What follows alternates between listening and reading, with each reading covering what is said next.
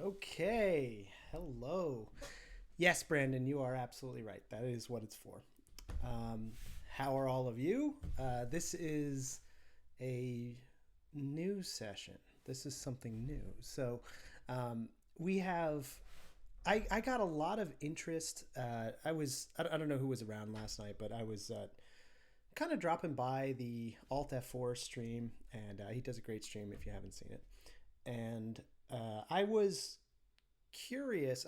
Things were kind of interesting because people got on the topic of streaming video and kind of how the internet works. And I was a little surprised, and it turned into like one question, then five questions, then 10 questions. The next thing you know, I was like, wow, this seems like it's not really a well-known thing. And like most things, when you've been close to it for a really long time, everything sort of seems obvious, but it's probably not obvious if you haven't worked in it. And I think that a lot of people were kind of curious, like, what is it like to build a streaming service? How does, the internet work?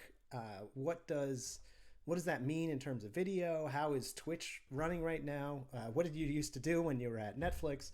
And I get those kind of questions a lot. So I thought, hey, I threw it to the table. I said, would everybody be interested in a short stream, maybe like 8 episodes or something, for exactly how it works? Let's see how streaming really works. Would you come to that kind of thing? And people were surprisingly for it. So I said, all right, well, here we are. It's Wednesday night. That was yesterday, by the way. I had that conversation. So I threw together a quick little set of things. I said, all right, well, if you're going to talk about streaming video, then let's do that. Now, this is a little bit different from some of the other streams you've seen me do. There's the usual Friday show where I'm just hacking, and it's kind of random. It's very dense. It's covering a lot of different areas that are totally unrelated to each other. And the and then I sort of moved over from that. That's still going on Fridays, and I moved over from that to Monday, where we started building, one one random night, an educational tool for how to learn programming, and that got going. And so I've moved the students over to Monday. So there's two students right now. One of them's learning Python from scratch, and the other one is learning C. She already knows Python, and so those are at two kind of different levels, and people are sort of interested in that. So this is sort of somewhere in between. And we have SS Uni. Hello, SS Uni. I love that you came in right when I said Python. That's very amusing. um, but So I was thinking about this stream kind of more casually. Like, this would be something in between those two. So I don't want to go nearly as dense as we go on Friday. This will be, similar to kind of the coding and wine. In fact, I might have a glass while we get coding, kind of session. And that's great, SS Uni. I know that you have to be notified every time that's there. In fact, I believe you even have a bot command about that. I think that was like one of the first bot commands that was added when we live coded the bot. So anyway, sorry, getting far afield. This is going to be somewhere in between those two. So not as dense as Friday, not as intro as what happened on Monday. This is going to be more like a practical application in programming. But I want to kind of split these streams up because I think there's two different audiences here, and I'll check that after, and please sound off if you have any comments in the chat, which is really like people who are sort of interested in like how it works kind of at a higher level, like they want to understand the technology, and then people who want to just see code. And I think that there's not a lot in the second category based on some of my research on some of the other live coders streams. Seems like the Twitch average is around 10 lines of code an hour. So this stream is not going to be just code. There's going to be, I think, a lot more whiteboard here than probably some of the other streams. But I do want to actually build something after we get through the intro. Okay, so Are you all rested? Hopefully, you're ready to get the answer to the questions that were asked yesterday. I don't think SS Uni was there, but or Sunny, I guess would be the right name. I'm gonna throw the glove on because we are going to do some serious whiteboarding, and I don't know if Nightshade Dude is around, but he would definitely have issue with me referring to this as a whiteboard. So. Yeah, let's see. Without further ado, let's get to that. Okay, so in this set, we are going to build a new set of stuff, which I'm going to call CSGFlix. So this is going to be a series really about building a streaming service. And I think in 8 episodes, we can probably do a very basic streaming service. It's probably not going to have all the bells and whistles. Actually, it definitely will not have the bells and whistles of a modern commercial service. But I want to kind of like give you an overview of the space and sort of see like what it's like to be building, live, so that you can see video over the internet. I mean, here we are on Twitch, like doing it. So this is really kind of like an overview, but it also has a component of let's build it. I don't want this to just be theoretical. Like I want a little bit of like how we do it. And just for SS Uni, I'm going to do some of that in Python, but really we're going to mostly be in JavaScript land for this series. I think we might do a little bit of C in Emcc. So I don't know how much that has sort of done the rounds for the viewers here, but basically this is kind of like compiling, this is like a C compiler, the Emcc C compiler, which outputs WASM, which is, something that'll run. So this is like browser languages. And up on the server, just because I want to try to keep things simple, it'll probably be, a bit of Python. But that, I don't want the main focus to be about the code stuff. I mean, I want to build it so that we know we got all the parts, and to see if it'll make any sense. But this is really we're going to be staying more on the overview, like conceptual side. So, all right, everybody says, let's do some streaming on the internet. Let's just put video on the internet. That's a piece of cake. How are we going to do that? Well, yeah, it's easy. You just take a video file and you find wherever the internet is and you just slap that video on the internet. Done. People hook up their web browsers or their smartphones and they just access this stuff and, boom, done, get paid.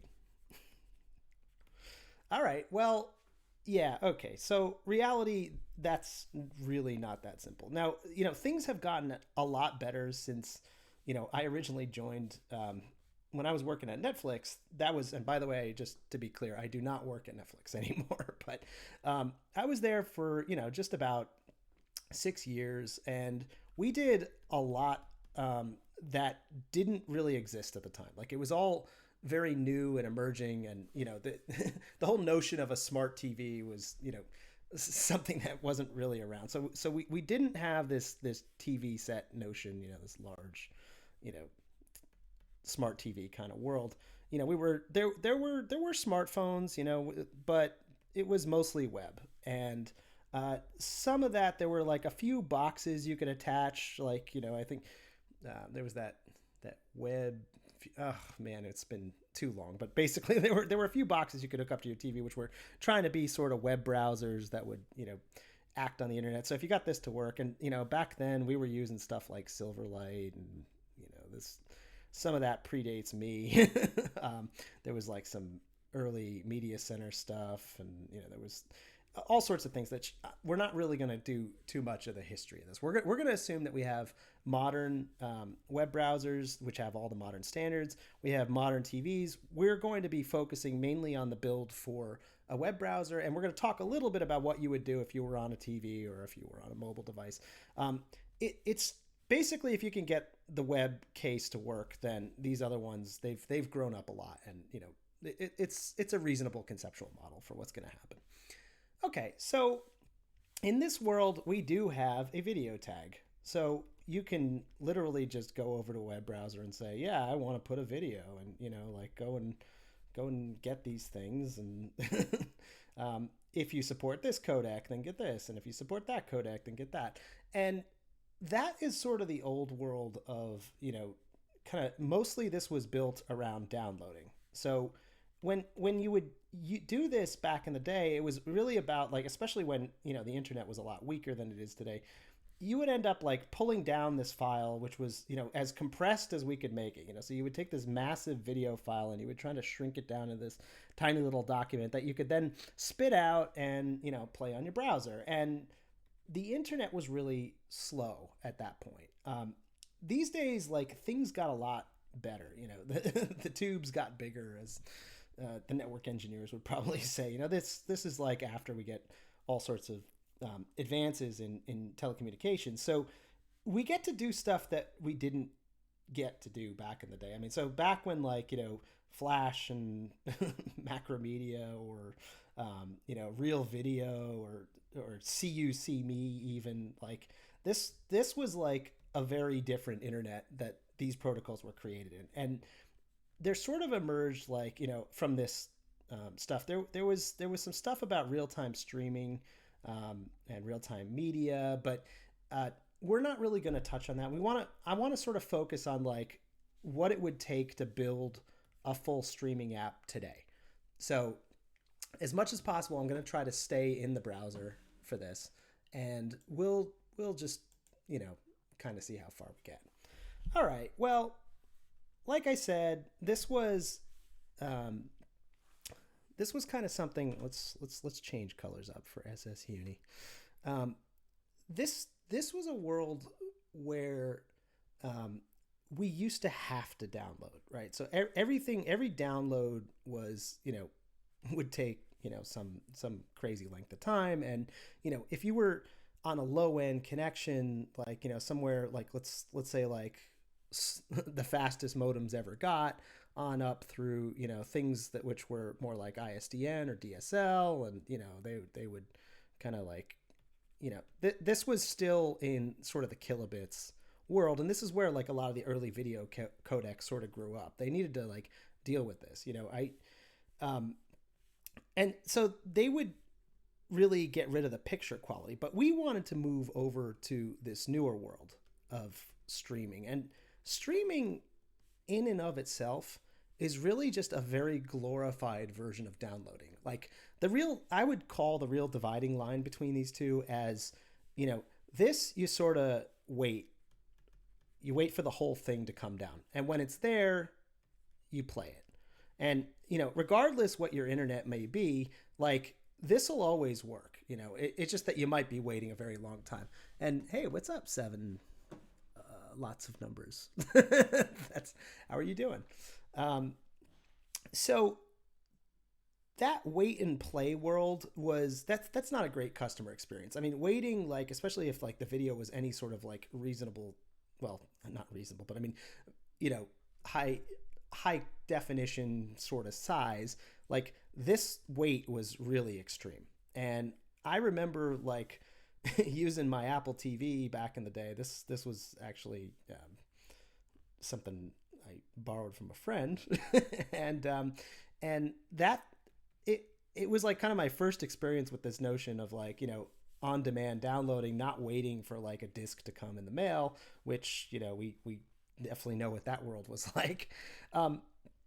And it would usually prompt me with something like, okay, do you want HD or do you want SD? And if you chose HD, because of course, who doesn't want the good quality? This would say something like, ready in 28 hours.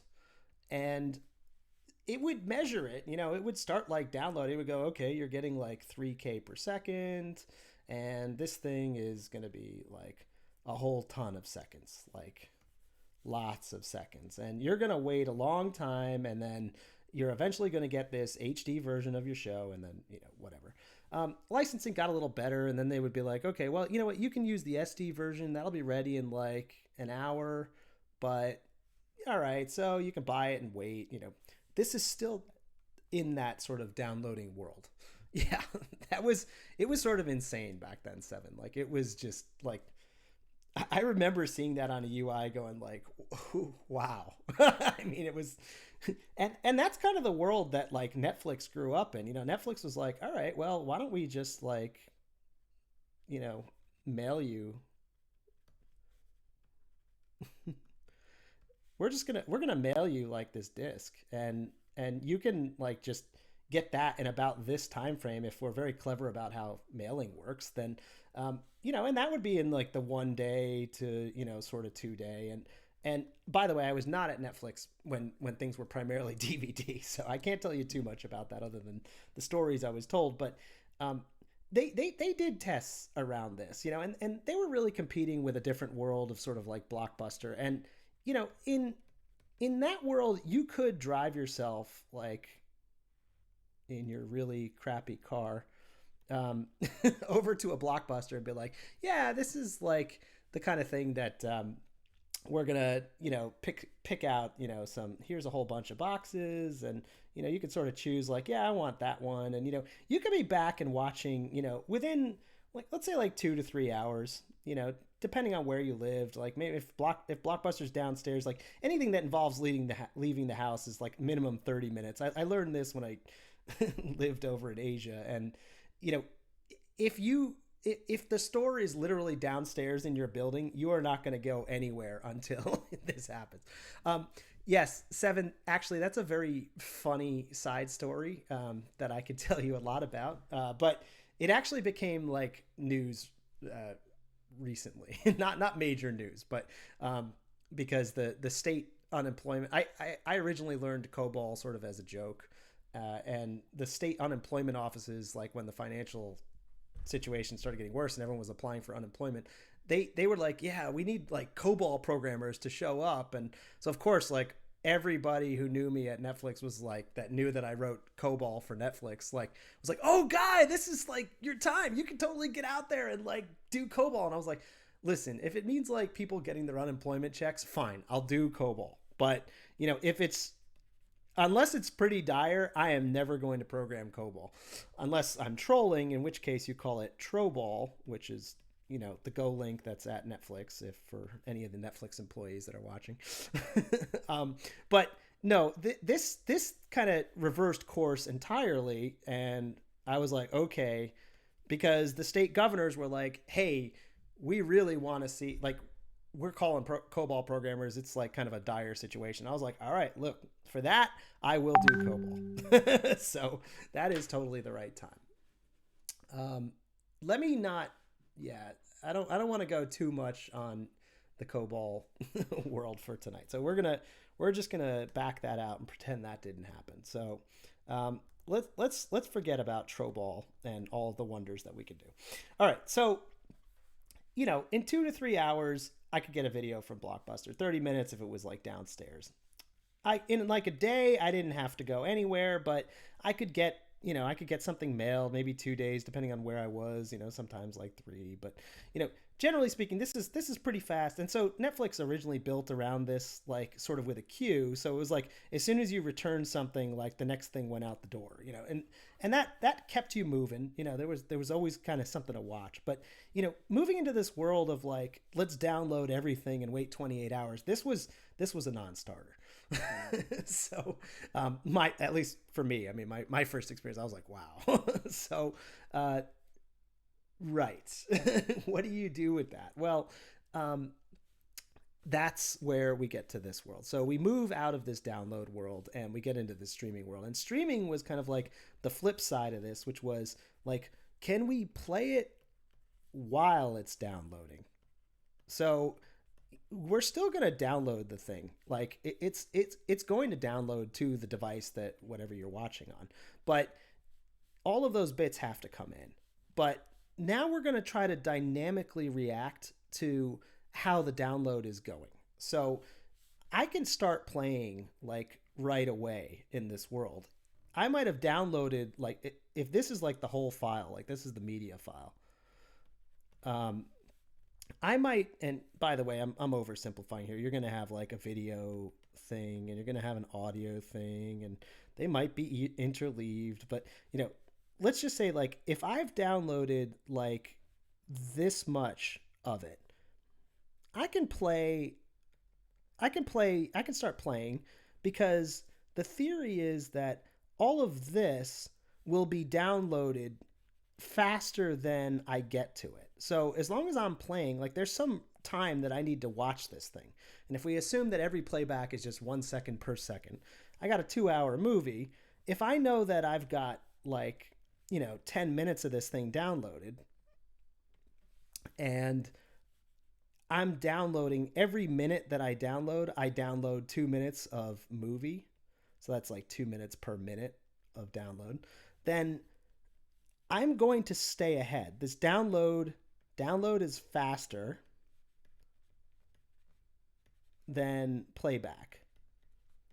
And as long as that stays true for the remainder of the movie, I'm good. Like, we can always just kind of keep downloading a chunk, playing, downloading a chunk, playing, downloading a chunk. And if I do this sort of seamlessly between chunks, then I'm going to get to watch the entire thing without waiting 28 hours.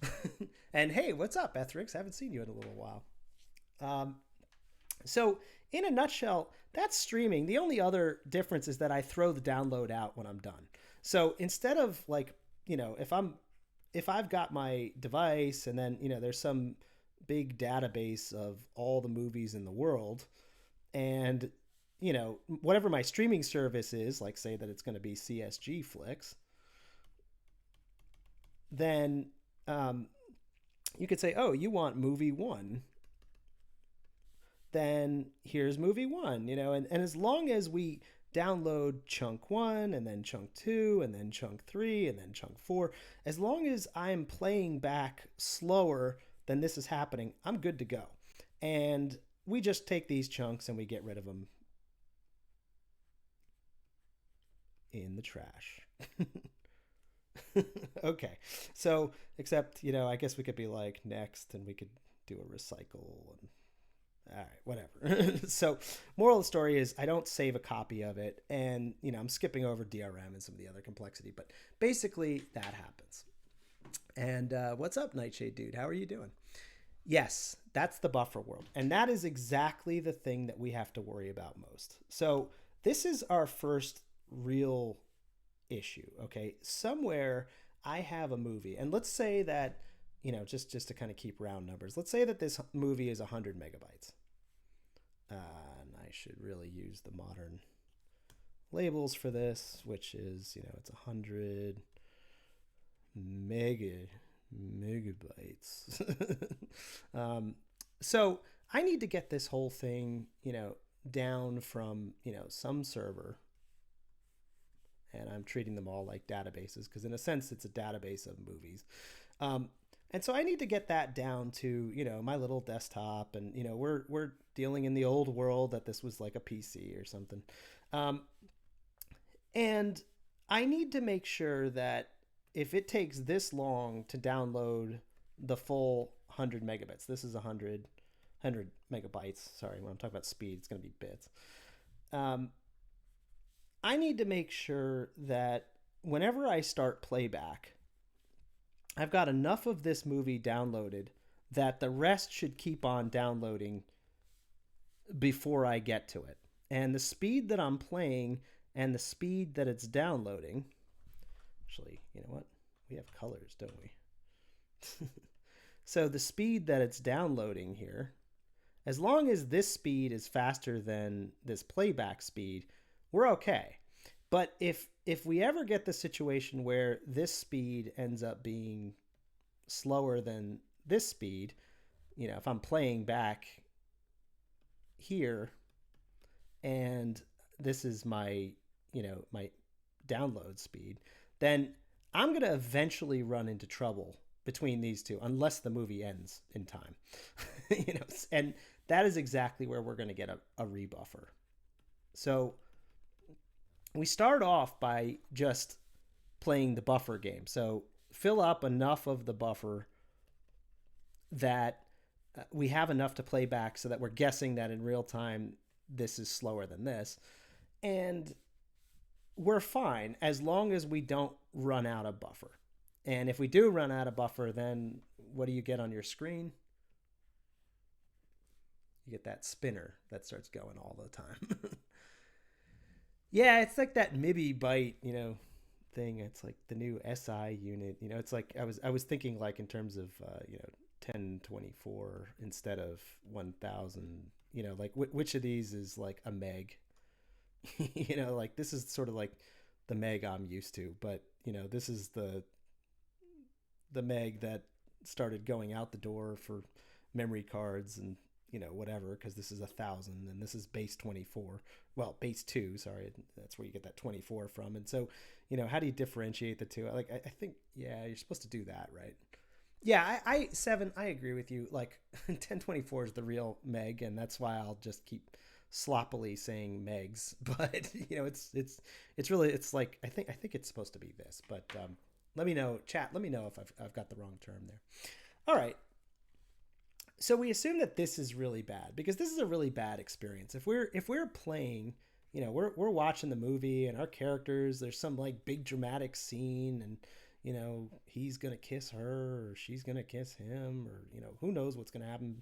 Like, and then all of a sudden this whole scene just freezes, and then I get this spinner kind of like interrupting the action in the middle. Like, this is bad, right?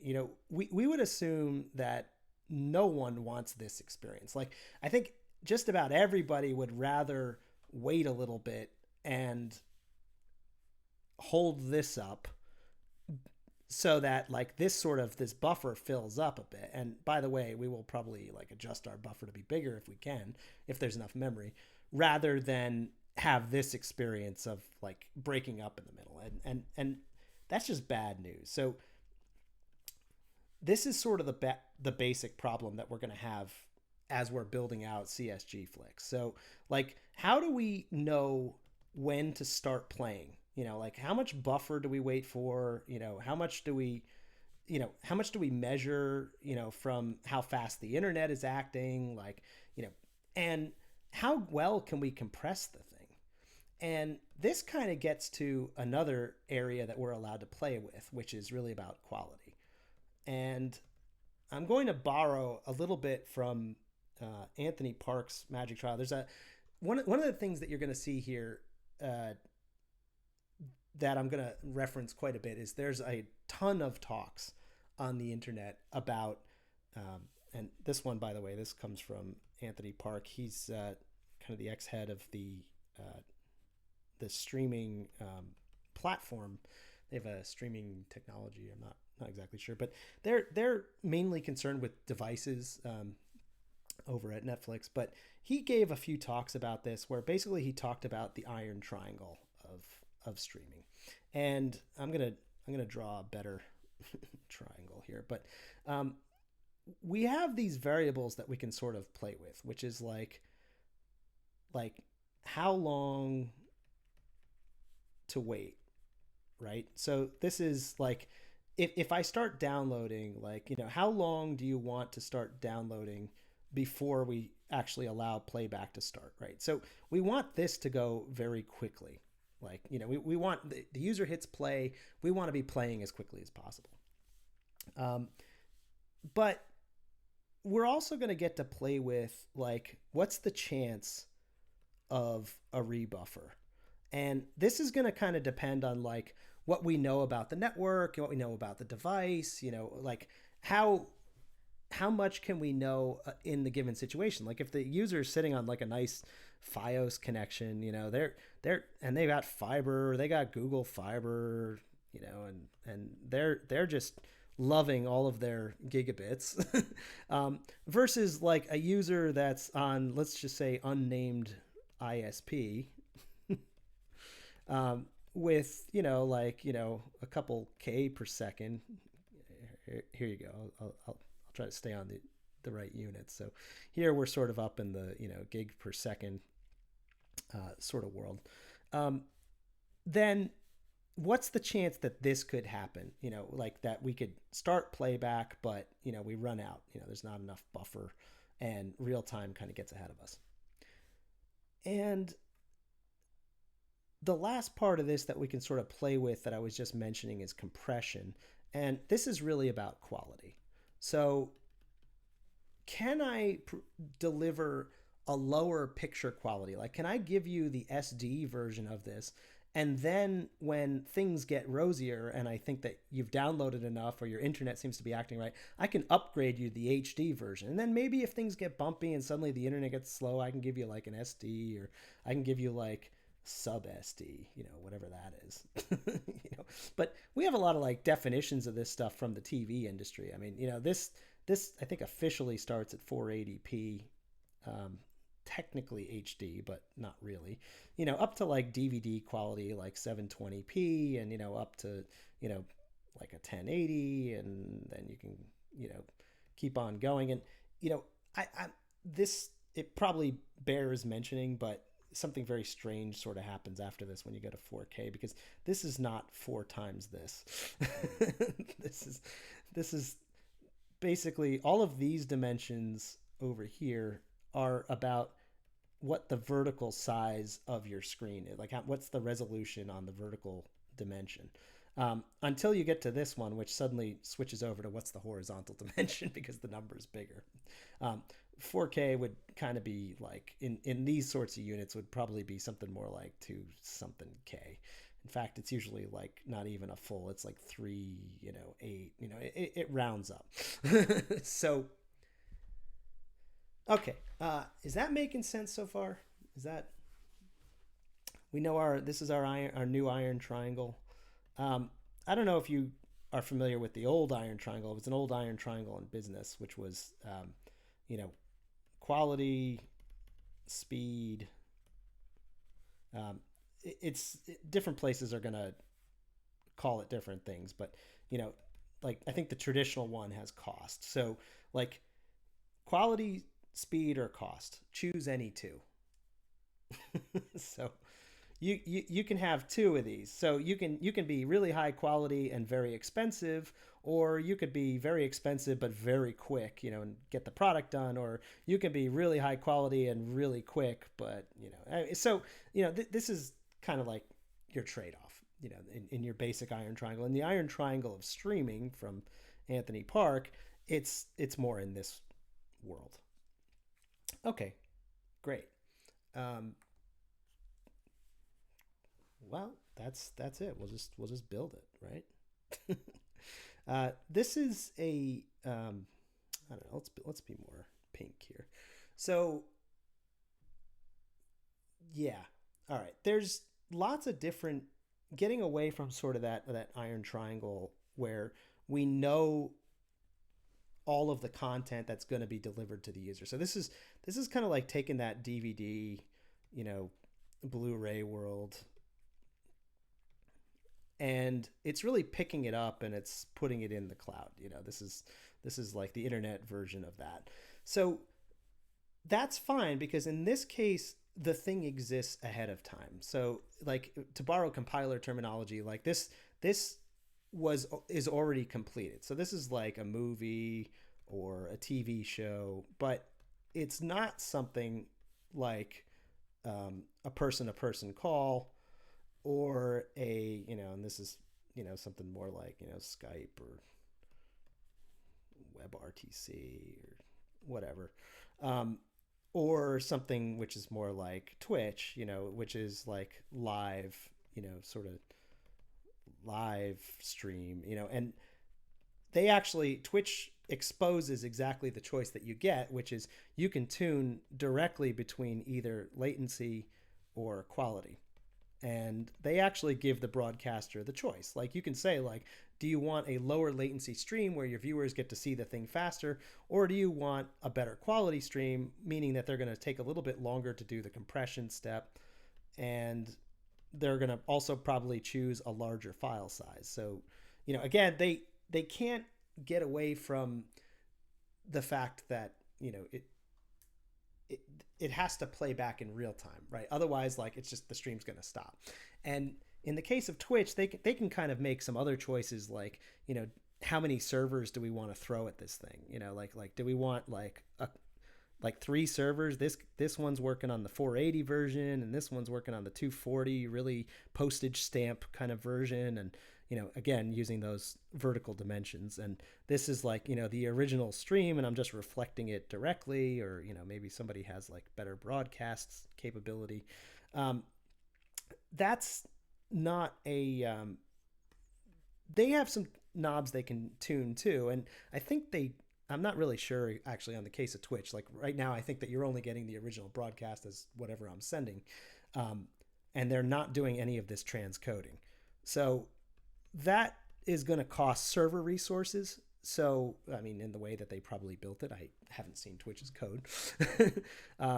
But that is going to, this is going to be a little more expensive. So they're probably going to want to limit like who it goes to. And that means that like things like mobile applications, like where, the cell network is slow, versus like, a fiber connection, like where, this might be really, really fast, big pipe versus some crazy airwaves. They're not going to be tuning probably as much for this in the case where they don't want to throw a lot of server resources for it, as opposed to if they did, and they want to make sure that there's a live transcode that's low latency. So that might take a bigger server. So they have some knobs that they can tune, which is kind of more about, oops, we don't want that. Well, we're going to move on from that anyway, but they have some knobs they can tune about like how much CPU. This is really about like how much CPU do you want to dedicate to the problem. And it could be a GPU, or it could be an FPGA, and all the other tricks that you can use to encode this thing quickly. But I mean, moral of the story is like, how much resource do you want to spend on putting the minimum number of bits at the highest quality versus like how long it's going to take the user to get there. So this, instead of an iron triangle, we're going to just call this an iron line, maybe a copper line. I don't know. Yeah, let's just use periodic table symbols because I don't want to write all that. So the copper line instead of the iron triangle. So, all right. So that gives us sort of a rough overview of streaming. We have to make some choices about like picture quality. We have to make some choices about latency. We have to make some choices about chances of a rebuffer or a stream stopping. And I'm just going to stay on, we're going to take sort of like, I'm going to use the Netflix bias here that rebuffers are the worst thing that could happen. And, this is the, and then, how long it takes, which is like, I'm just going to call that delay, versus, the quality. And this is probably the variable that people are least concerned about as it's happening. I mean, everybody wants the highest quality possible, but they also don't want to wait that long, and they really don't want to ruin a scene. So in this sort of optimization triangle with the delay, the quality, and the rebuffer chance, Netflix is kind of usually more over on this side. Like, rebuffers are super important. Delay is very important. Quality also important, but this kind of depends more also on pricing and stuff like that. So, I'm just going to guess that these days they're probably more here. I mean, when I was there, it was kind of more like here, and, it's just kind of this gradual shift. But, keep in mind, as the internet keeps getting faster, this becomes the variable you probably need to play with less. But as TVs start to get better and better, and, resolutions go up, like what are you going to do when you have 8K VR, then that's going to cause more demand on our compression. All right. Well, that is kind of our brief overview. So we need to make a choice there about what we're going to care about in the example of CSGFlix. So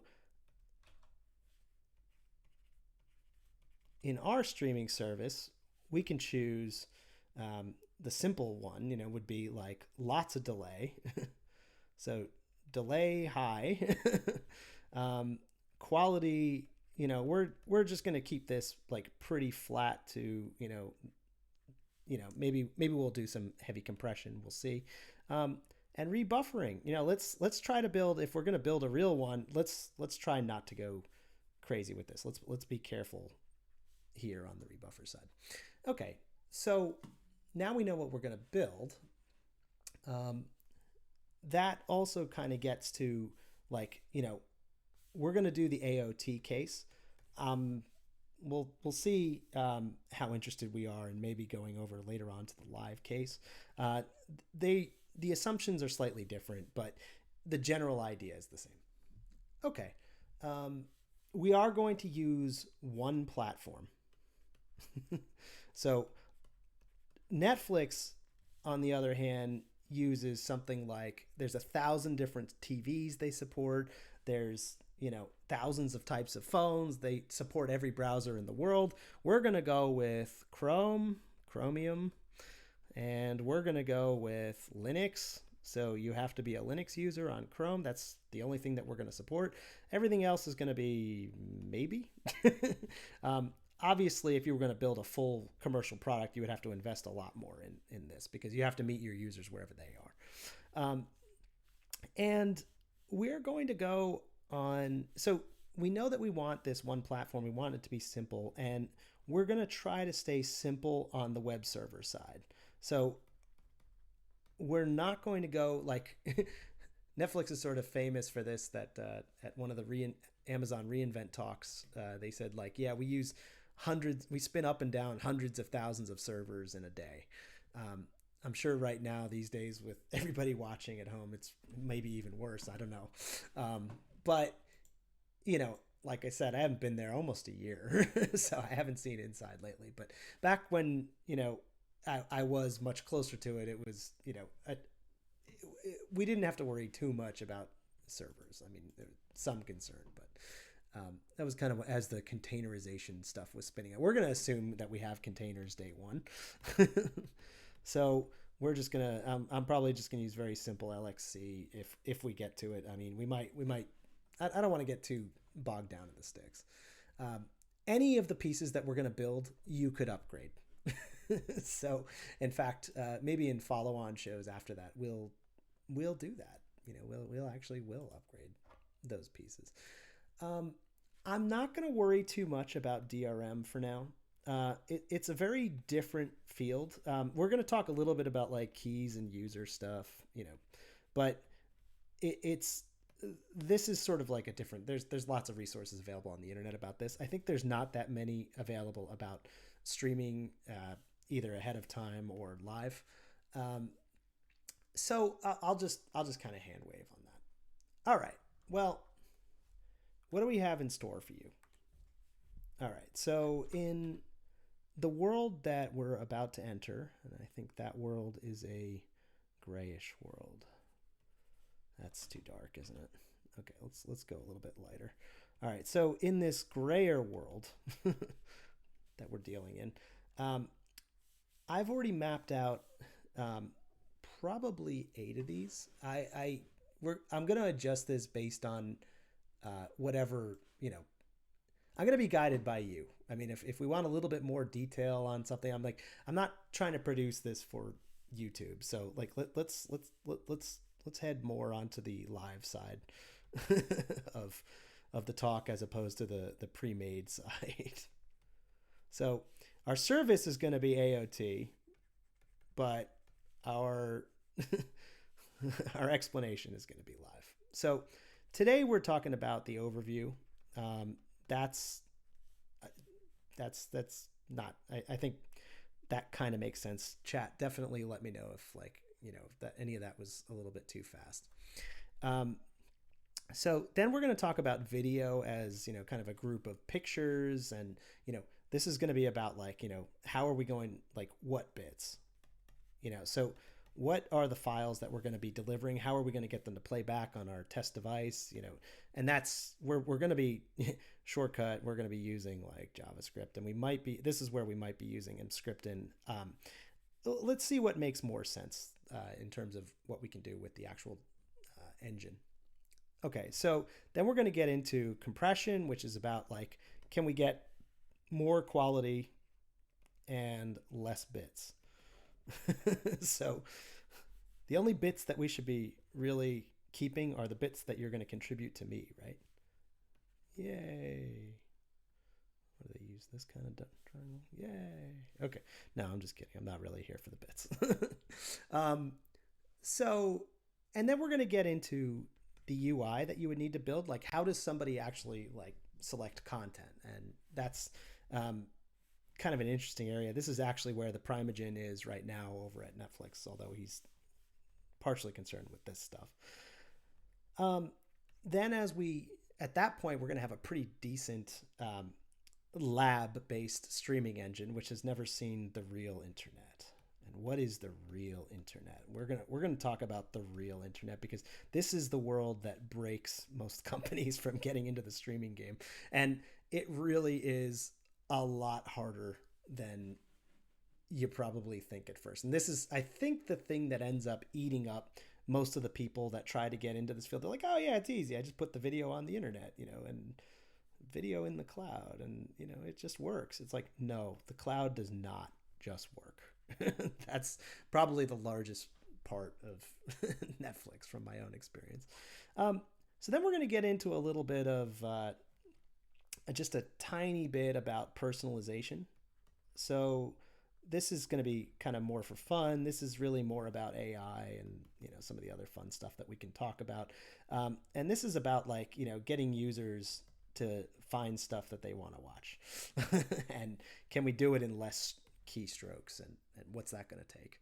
And then we can talk a little bit here. This part I'm a little bit more gray on. I'm not really sure in terms of episodes if we're going to focus more on new users and what it's like to sign up, or if we're going to talk more about A/B tests and how we're going to build the best possible product we could make. But I'm going to let this be kind of a poll user choice, and we'll see over there. And then 8 is really going to be our close and some advanced topics based on whatever people are kind of most interested in. All right, so that ought to be fun. I think that's enough whiteboarding. Now we're not going to do too much on the code world for this episode. I think that that's already kind of a lot of dense stuff. So I did, just for your reference, I've set up a brand new directory for this series that we'll be using, and this will be our CSGFlix. And today we can make our episode 1, which is really about like overview of the things. Okay, so we created our one piece of code, which is really just touching a file. So in this world, we're probably going to just do like a really basic like app to get started with. Now, unlike the CSG Learn, we're really going to do all of this in one application. We're really only concerned about one application. So here, I'm just going to say like, we're going to make a player, which is our playback device. Play on, playa.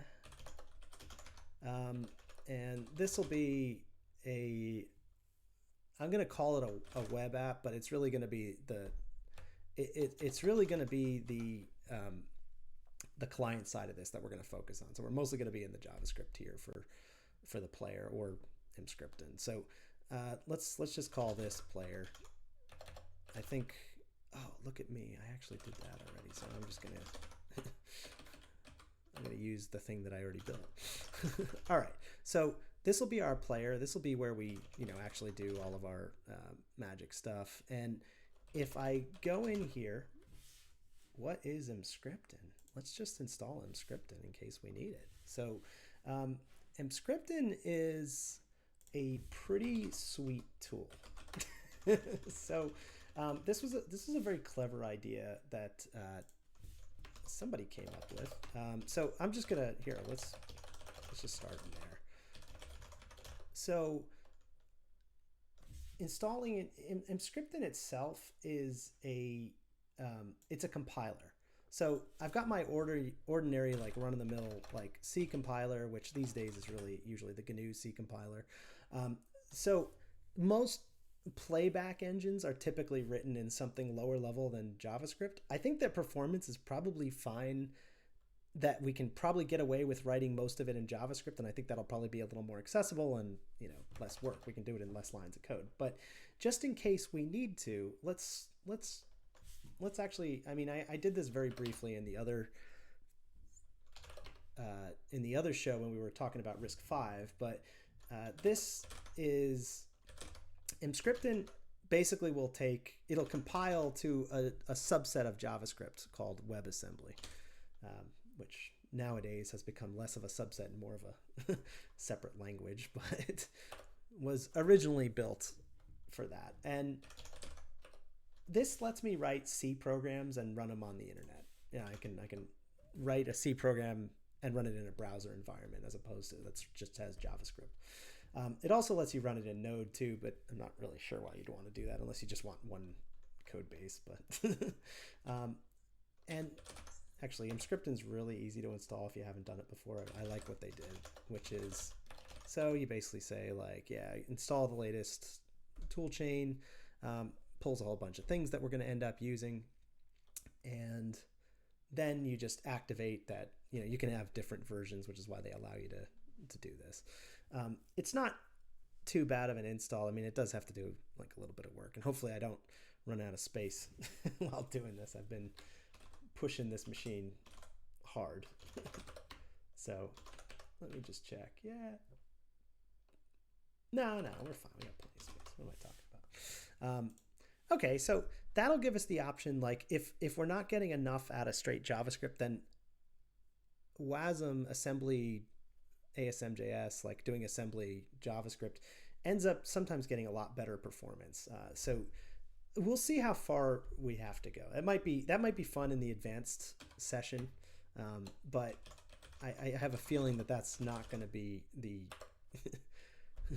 the main gist of it. Okay, so we basically take this thing and we get our environment ready.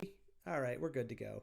Now we have the Emcc compiler. Okay, so what I can do with that is I can do things like write, you know, a C program.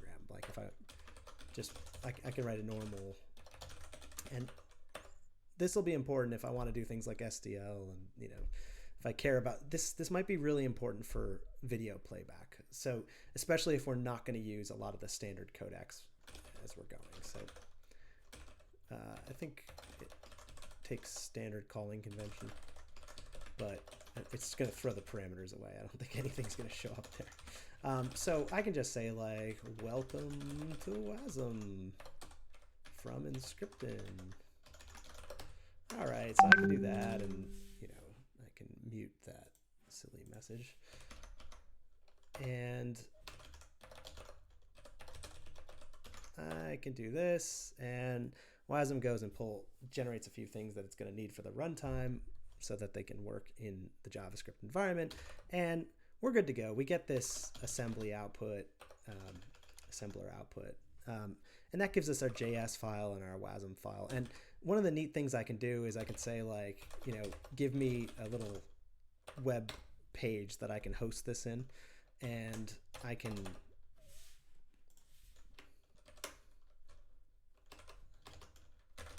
actually go and hit that pure C. Here's all that stuff we just created.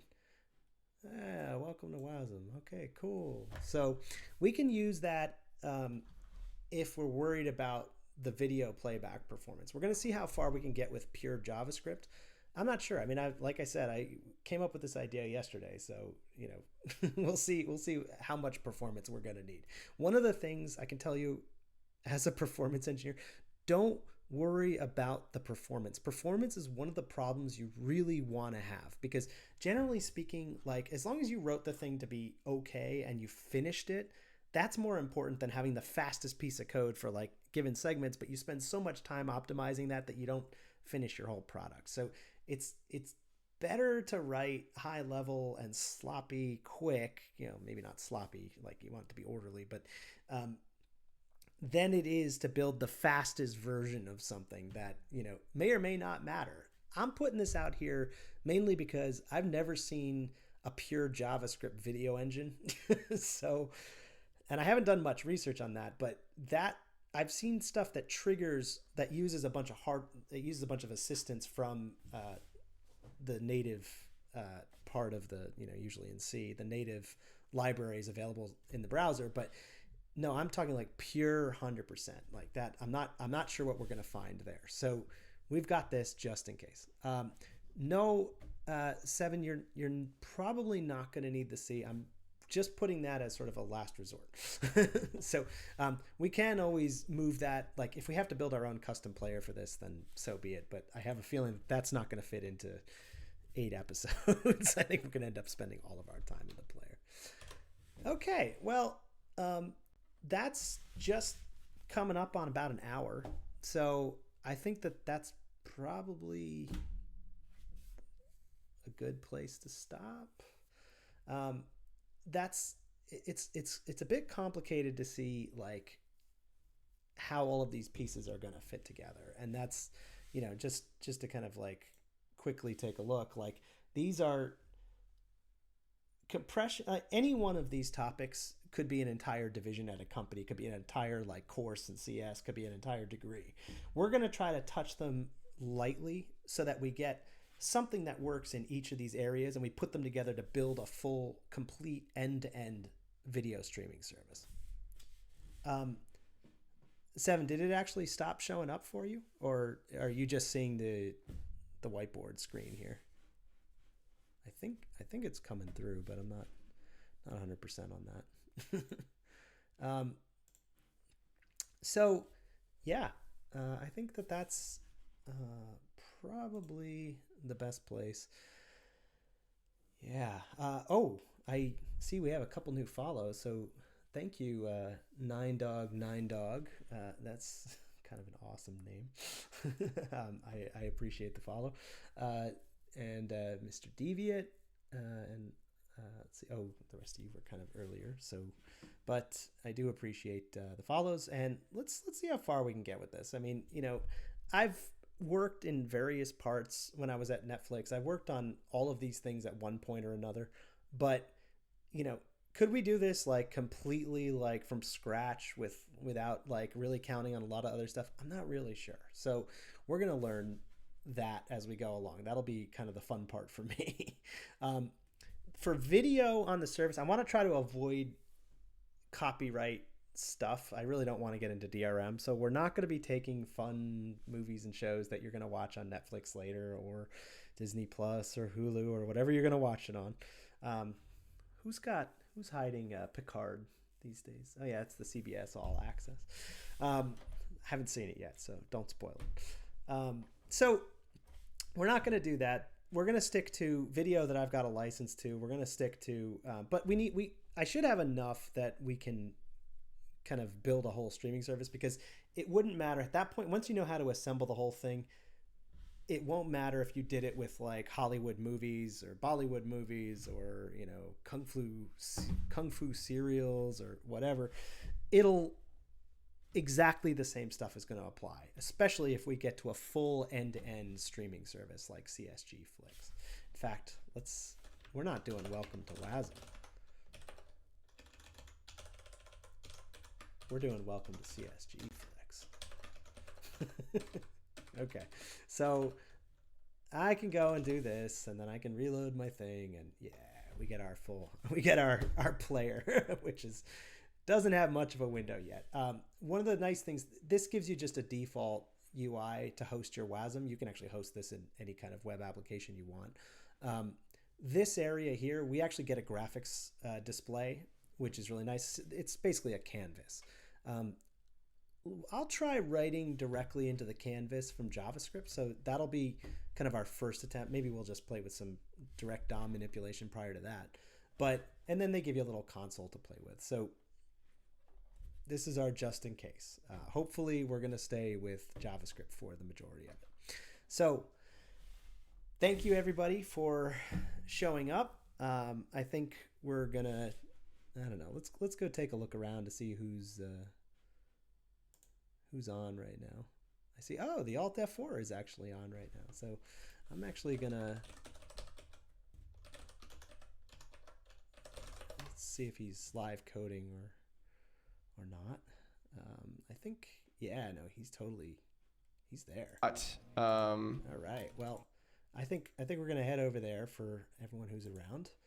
And yeah, I hope you enjoyed the stream. This was, I'm going to tell him that I'm taking him up on his offer when he was like, hey, can you explain how to build Netflix from scratch? Yes.